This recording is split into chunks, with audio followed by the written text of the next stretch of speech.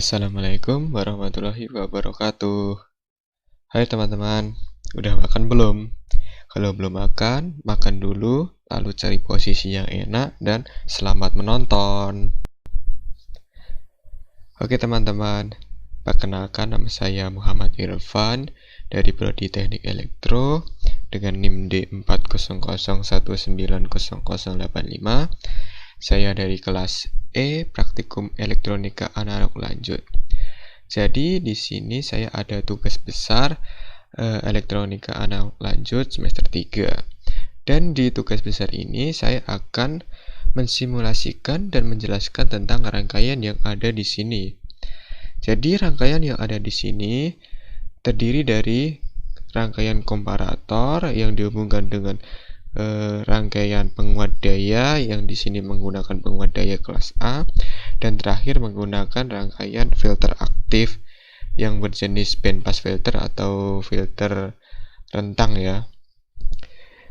Yang pertama komparator, dan di sini kita menggunakan DC source 15 volts atau sumber DC 15 volts, di mana rangkaian komparator ini bekerja minimal jika potensio 1 dan 2 itu bernilai sama. Nah, ini bernilai sama, maka rangkaian komparator dapat bekerja. Nah, kedua nilai dari potensio ini masuk ke dalam IC LM741 atau IC Operational Amplifier, dan keluaran dari komparator ini kita beri dioda untuk memblokir jika ada tegangan AC ya.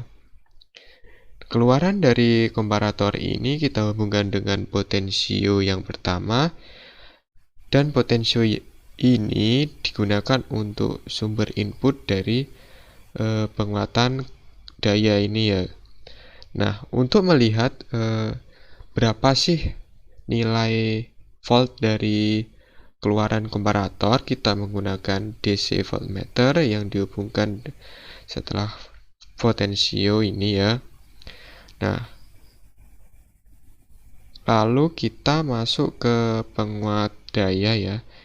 Di sini kita menggunakan penguat daya kelas A, di mana penguatan daya kelas A ini menggunakan konfigurasi common emitter, dan output dari konfigurasi ini kita ambil di kaki kolektor dari transistor 2N3055. Nah, keluaran dari penguat daya ini kita akan hubungkan dengan potensio yang kedua.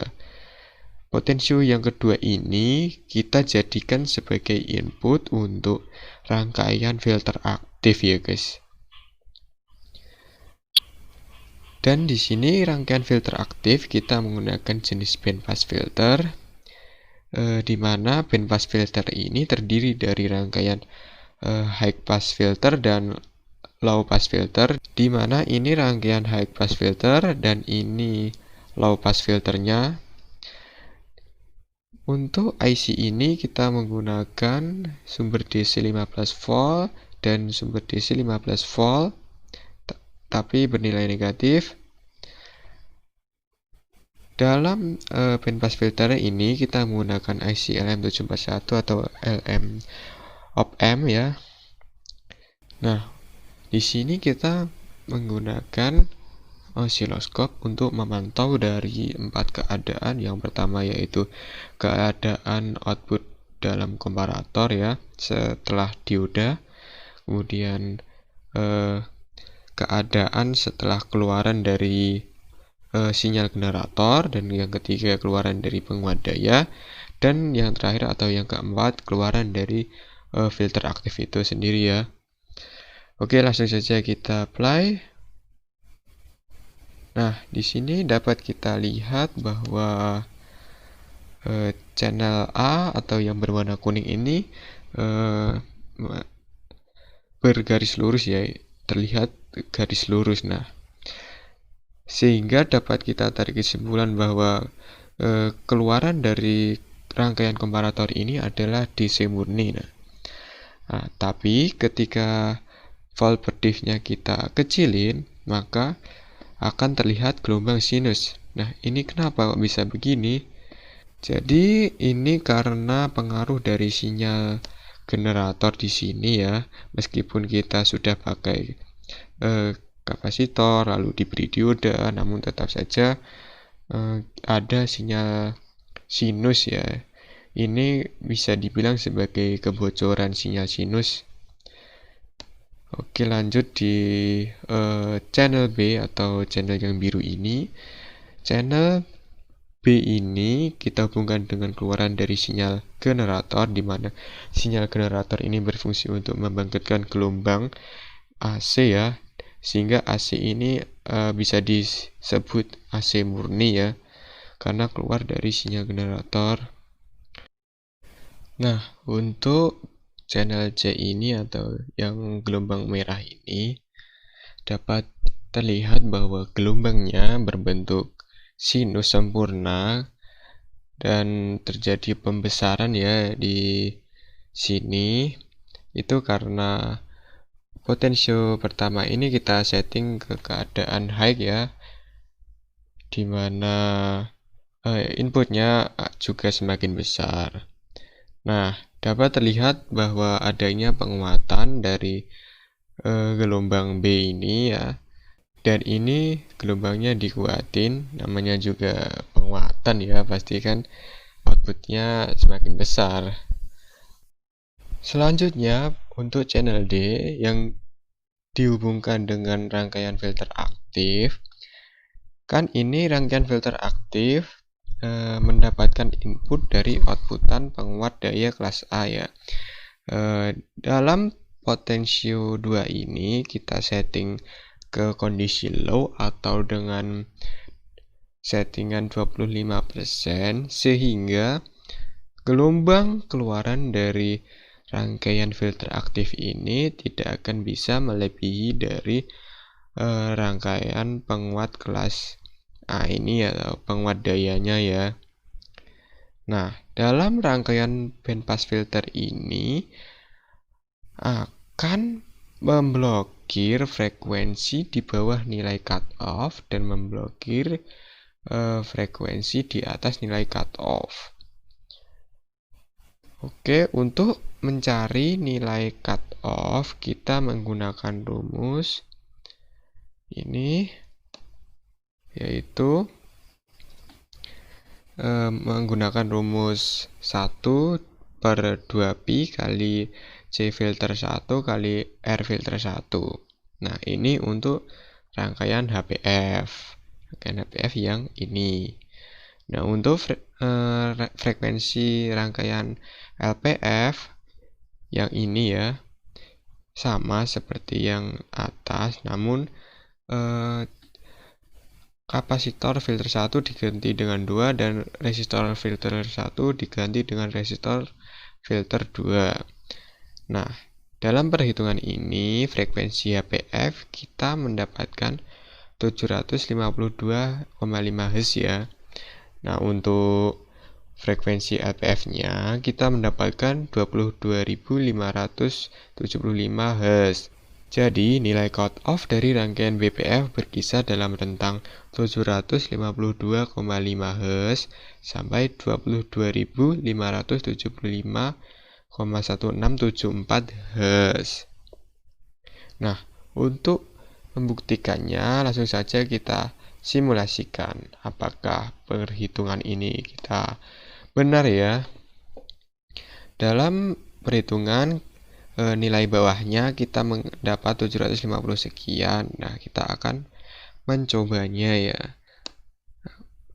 Untuk mendapatkan nilai 750 sekian, kita setting dulu frekuensinya agar dapat terlihat.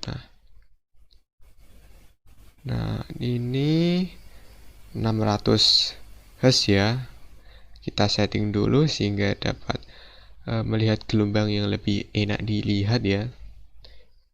Nah, sudah terlihat bahwa di channel D ini terjadi pemfilteran di mana gelombangnya tidak sampai 2 kotak ya, 2 kotak ini. Nah, itu berarti gelombangnya telah terfilter oleh rangkaiannya. Nah, ini kan di bawah 752 ya. Selanjutnya kita naikkan secara perlahan dan kalian dapat melihat perubahannya. Saya naikkan perlahan. Nah, dapat terlihat bahwa di channel D terjadi penguatan dari sebelumnya, yaitu meloloskan frekuensinya ya, yang berarti frekuensi tersebut diloloskan oleh rangkaian BPF tersebut. Nah, kalian lihat, frekuensi yang diloloskan ini sampai frekuensi cutoff atasnya atau 22.500 ya. Kita akan coba kita setting dulu untuk mendapatkan nilai yang dibutuhkan. Kita setting dulu gelombangnya agar dapat terlihat lebih enak ya dilihat. Oke. Nah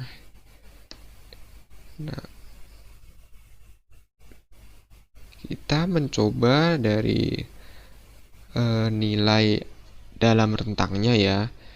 12.000 masih dalam rentang. Kemudian kita coba 23.000 coba.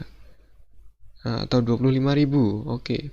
Nah, dapat dilihat bahwa gelombang di channel D ini tidak lebih dari 2 kotak atau halnya seperti yang di bawah 752 tadi. Nah, saya akan mencoba mengganti frekuensinya dan dapat kalian lihat perubahannya. Nah, ini masih di dalam rentang cutoff. Kemudian ini mulai keluar dari nilai cutoff ya.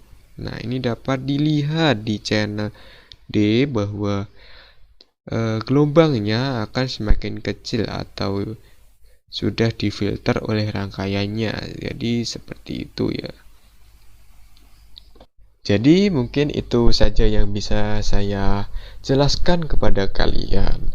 Semoga kalian bisa dapat memahami apa yang saya katakan atau saya jelaskan kepada kalian, karena memahami kata-kata saya ini agak sedikit rumit ya. Yaitu terima kasih ya telah menonton video ini. Sekian dan terima kasih. Wassalamualaikum warahmatullahi wabarakatuh.